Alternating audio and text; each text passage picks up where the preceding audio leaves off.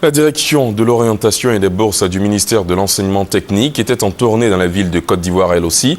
Cette mission était destinée à aider les élèves à bien s'orienter en fonction de leurs aptitudes, mais surtout à faire découvrir les filières techniques et leurs débouchés. Eugène Atoubé.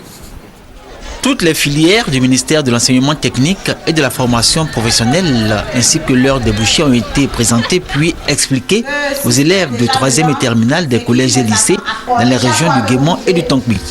Au lycée moderne de Mans par exemple, les élèves des classes de 3e et de terminale n'avaient jusque-là aucune idée des possibilités qui s'offrent à eux pour poursuivre leurs études après le BEPC ou après le bac.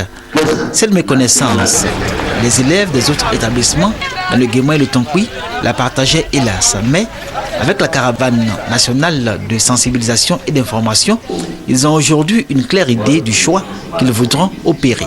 Je vois maintenant ce que je dois faire après le bac et puis arriver dans les grandes écoles. C'est le diplôme que je dois obtenir dès que j'ai le bac.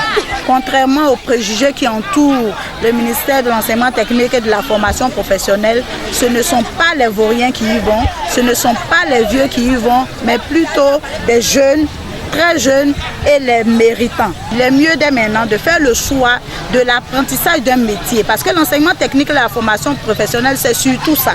Avec toutes ces informations, la directrice de l'orientation et des bourses espère que nombreux garçons et filles des lycées et collèges de Côte d'Ivoire choisiront l'enseignement technique et la formation professionnelle.